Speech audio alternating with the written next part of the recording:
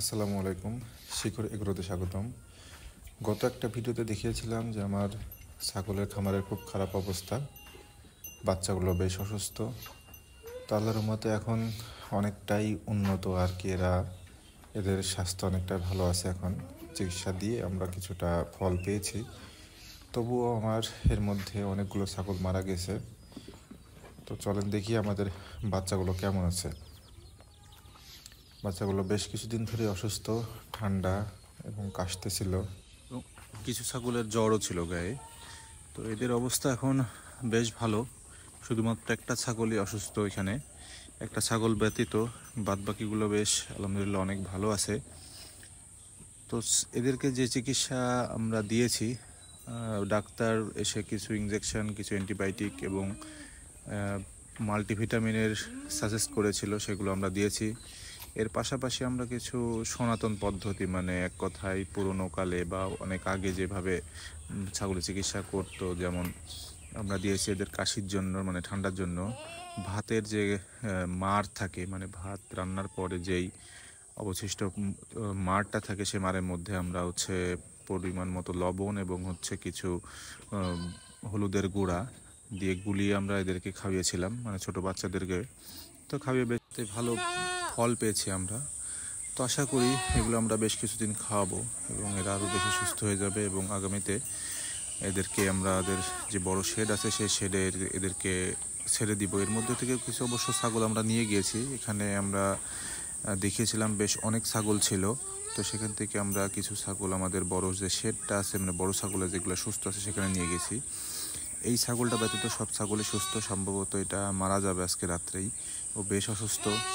তো এখন কি করা, কিছু করার নাই। খামার করতে এসে অনেকটাই ক্ষতির সম্মুখীন হলাম। ছাগলের খামারে এসে, গরুর খামারে কিছুটা লাভবান হলেও আমরা ছাগলের খামারে এসে এক কথায় ধরাই খেয়েছি।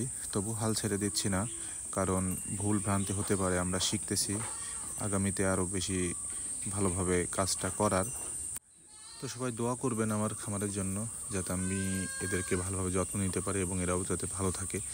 তো এই ছাগলগুলো, যে ছাগলগুলো এখন দেখছেন, এগুলো বেশ ভালো আছে, সুস্থ আছে। এদেরকে এখন আমরা দানাদার খাবার দিচ্ছি, এর সাথে কিছু ওষুধ এবং ভিটামিনস মিশানো আছে, পাউডার। তো এটা খাইয়ে আমরা ভালো রেজাল্ট পেয়েছি। মুরগিগুলোও সাথে খাই, এগুলো আসলে একটা চরম মিলবন্ধন এদের। মুরগিরাও খায়, অনেক সময় হাঁসটা এসে খায়, ছাগলও খাচ্ছে। তো এখন আমরা এই দানাদার খাবারগুলো বিকালের টাইমে আমরা দিয়ে দিচ্ছি। আজকে যেহেতু সারাদিন বৃষ্টি হয়েছে, তো এই জন্য বাইরে বের করতে পারিনি। এখন এদেরকে ঘরের মধ্যেই এদেরকে খাওয়ানো লাগছে। তো এরা মোটামুটি বেশ সুস্থ আছে, আর বাচ্চাগুলোও কিছুটা সুস্থ হয়ে আসছে।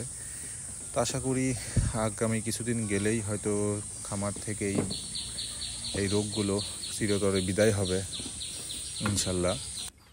তো যেটা বলছিলাম, যে খামার করতে এসে আসলে অনেক কিছুর সম্মুখীন হতে হয়, অনেক বিপদের সম্মুখীন হতে হয়, অনেক রোগ বালাই ঢোকে, অনেক রকমের অসুবিধা হতে পারে। তবে ভেঙে পড়লে হবে না, লেগে থাকতে হবে।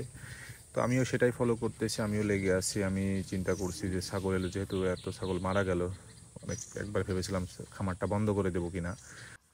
পরবর্তীতে চিন্তা করলাম যে না, বন্ধ করব না। ছাগল আমার বেশ ভালো লাগে, ছাগল আমি পুষবো এবং এটা সঠিকভাবেই পুষবো। তো সেইভাবেই এগিয়ে যাচ্ছি, চেষ্টা করতেছি।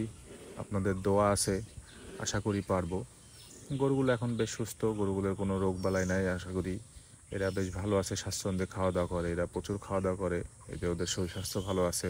কাঁচা ঘাস পর্যন্ত দেওয়ার চেষ্টা করছি।